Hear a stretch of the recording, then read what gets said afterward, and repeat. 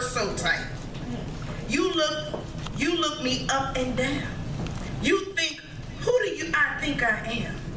Do you want to know why I hold my head so high? Want to know why I have the nerve to look you in the eye? I will tell you that I am the manifestation of 100 years of strong and proud African American women. They have worked for me, cried for me, taught me, protested for me, sacrificed for me, and loved me. They are generations of my ancestors that have built a bridge for me. You may have beat them, made them pick your cotton, denied them education, the right to vote, and tried to put your foot on their back to keep them down. You can never silence their voices, strength, love, hope, and dreams for me. So why do I have the nerve to look you in your eye? There are generations of my ancestors that have built a bridge for me because I am the manifestation of 100 years of a strong and proud African American woman's legacy, written by Yvonne Spear. Whoa, whoa, whoa, whoa, whoa. I dedicate that poem to all of you because without you, there would be no me and no sisters to follow behind me. And then now I would like to introduce Mrs. Donna Smith Bellinger. I'm a little nervous, but Donna is a fantastic and phenomenal woman and a business coach. And I would like to invite her to the stage.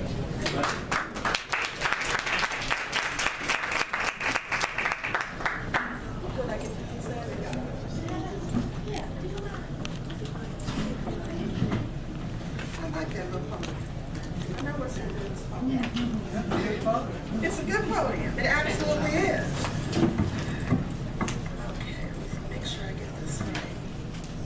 Good afternoon. Good afternoon.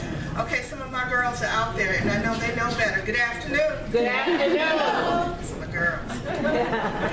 My name is Donna Smith Bellinger, and I'm known as the Advancement Strategist. I started out as a I don't know how to put this. I grew up in the suburbs, and I was debutante bound. And because of some changes in the family in my senior year of high school, I became pregnant. And as one of my mentees said when I told her this story, she went, "Yeah, I heard it used to be a problem with doing that." I said, "Yeah, at that time it was a big problem with getting pregnant. It was in the 1970s." And so what happened is when my son was 6 weeks old, my parents put me out with $90 and one of those Sealy things. You know how Sealy did that little thing in the color purple? No good man will ever want you. You will be working the streets in 6 months. I was like, okay, I got that. I've never had even scrubbed a floor in my life. We had housekeepers. I knew nothing about the real world. So I went out and I made it up as I went along. And I became really known for doing things that I didn't have enough sense to know shouldn't or couldn't be done. So my first management job was I went into a trade school and I wanted to learn some computer operations training, and got into an argument with the director and told him, "Thank you so much for your time, but I guess I'll take my money somewhere else because this isn't really what I want to do." He called me up that night and he says, "Yes, you can have the class that you requested, and I want you to come and work for me." So I went into that school as a 20-year-old high school graduate. I came out of that school 8 months later as their new assistant director of admissions. Whoa. Now, I didn't know that education was a business. Yeah. I found that out. Big business. It was a big business. And for those of us who go back a little while, this is when Catherine College, Robert Morris College was Catherine College, and it was in the Prudential Building, the tallest building in the world. Yeah. It was a while ago. Predominantly white male. area, and I had to go out into all of these schools, predominantly white, upper middle class schools, and recruit them to go to college. It was an interesting thing. I would walk into the schools and I'd say, "Hi, I'm Donna Smith." At that time, I wasn't a Bellinger. "And I'm the person who's going to be speaking to your people today about careers in data processing." And they'd look at me and go, "Well, we were waiting for the other one." "No, you just got me. I promise you I'll talk white for you. And we'll know the difference."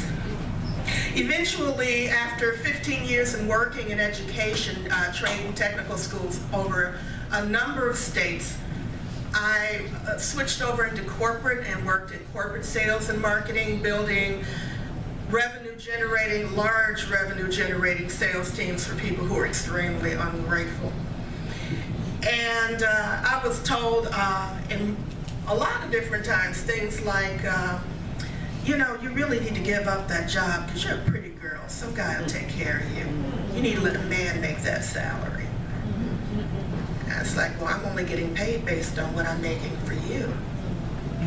But if you don't want me to make that for you, okay."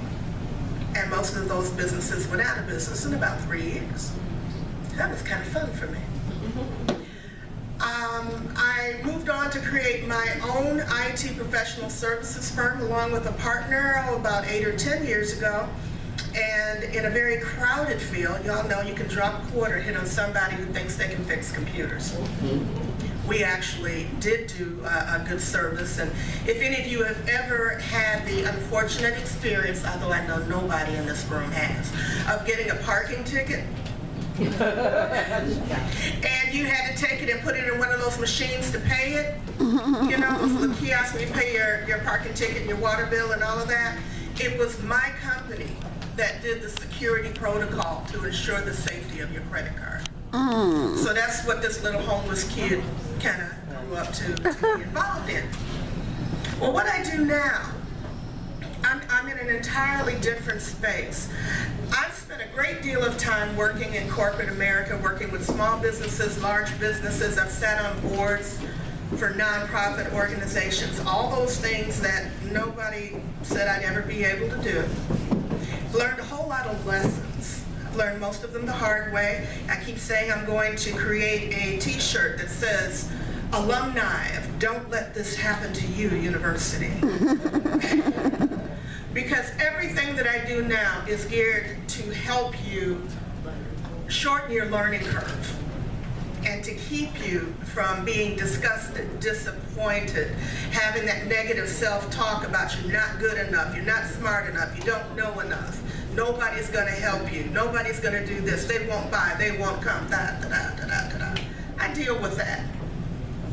And I do that a number of ways, but today I want to just give you a short message. And this message is for all of the ladies who are in here. My message and my gift to you is permission granted. Permission granted. You have permission granted to yourself. You have permission to be more than you currently are. To say no to being less than what you are.